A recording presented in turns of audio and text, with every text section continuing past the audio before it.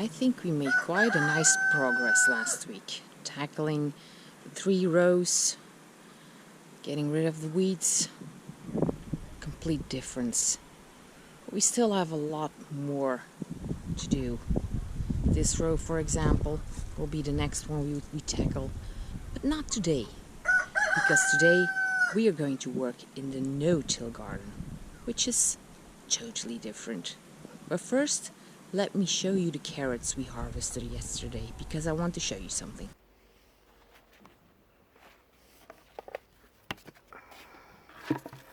So I actually just wanted to show you guys the difference between the 2 varieties of carrots this row had. I'll try to find some decent one. Well, it's all about color.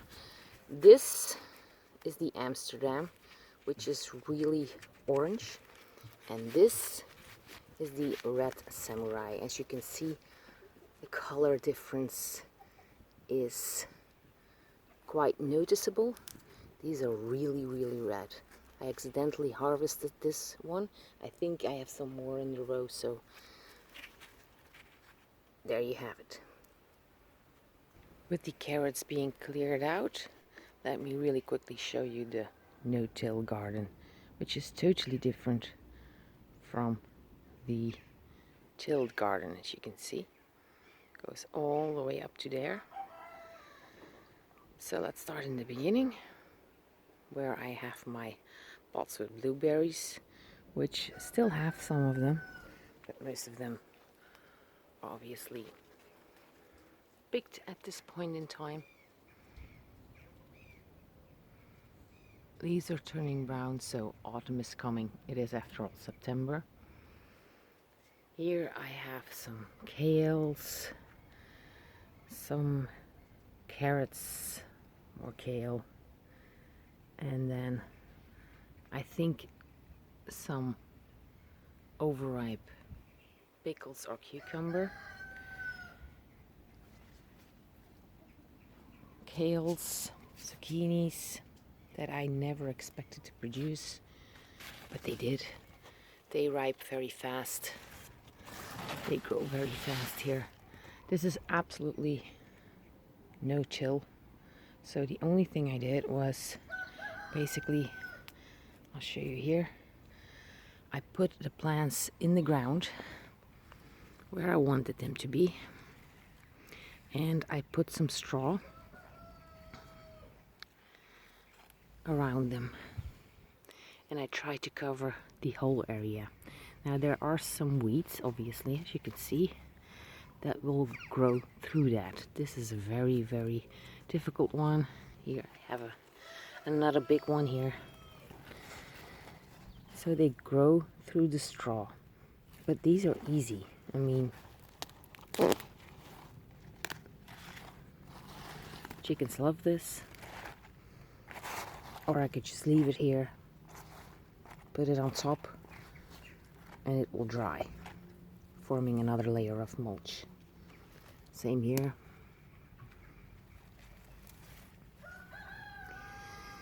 And the idea with the no-till garden is that this straw provides a layer on top of the sand, because this is just basically sand underneath, and will attract some microbes in the soil and will get it to become healthy soil instead of just plain sand. That's the idea. Obviously, I also wanted to get the weed pressure down, and in some places that really succeeded, and in some places that didn't. I'm going to show you a little overview here. So here we have a lot of weed pressure, but it's this weed, so it looks like crazy, but when you pull it, you pull out the leaves like that. There's an opening right there, so I can put them down. There's some grasses there. Now here, there's absolutely almost no weed pressure, just a little bit of grass, and that's about it. So that's easy to pull out. So here it worked really well. If we go a bit further, you see that the weed pressure comes up again. Now this is a patch that I didn't have straw for initially until last night. So I wanted to let these things grow and show you what this would have looked like if I hadn't decided to use the straw.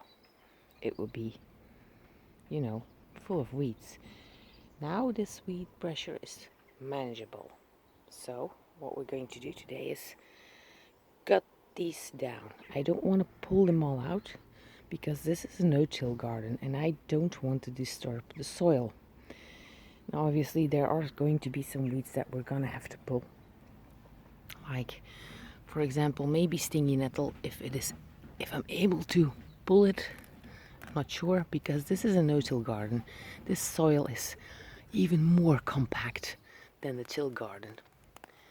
So yeah, it seems that I'm able to get this one out of the soil with their roots, which is cool. But like for the grass, I'm gonna cut it. I'm not gonna pull it. Maybe this one I'll pull, but the grass definitely cut. These things will go to the rabbits. Everything else of the weeds will go to the chickens. And then, after I've cut them all down, I will discover, hopefully, some plants that have survived this mayhem. And I will be able to put some straw down.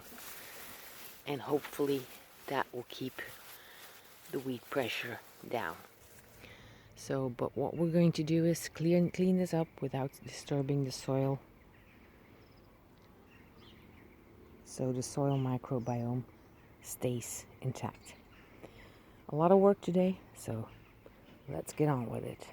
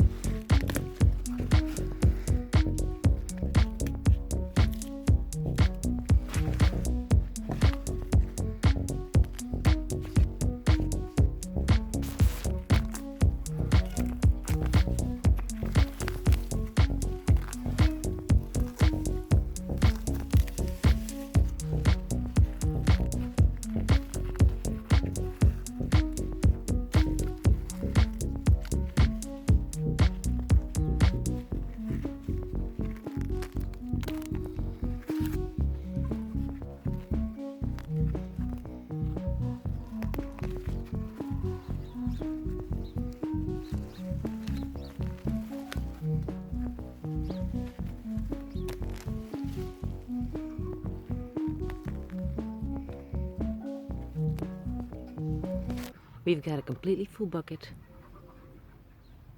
ready to go for the chickens.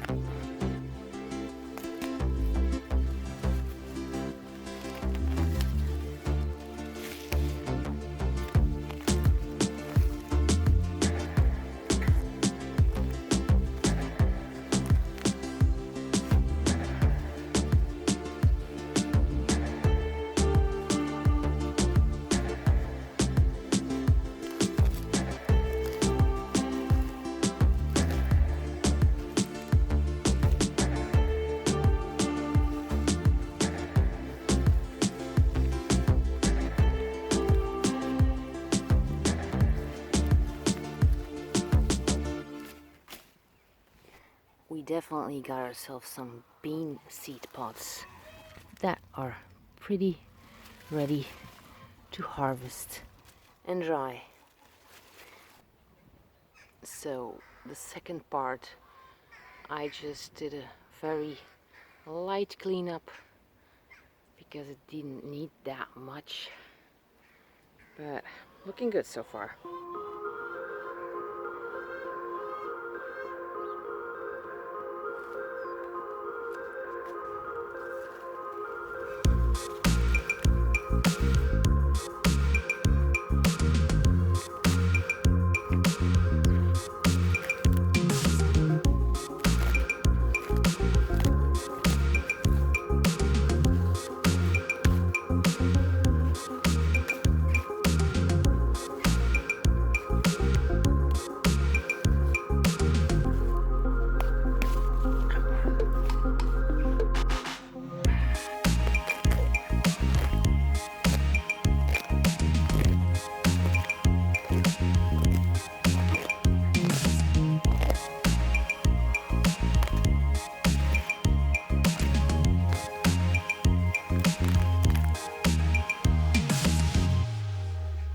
So we are just about starting on the last batch, which will be the most difficult one, as there is no straw here. As you can see, just bare soil, and that means that everything that wanted to grow here had just a free pass to do so. But we're going to change that today. I have finally some new straw available, but first we have to clear this out.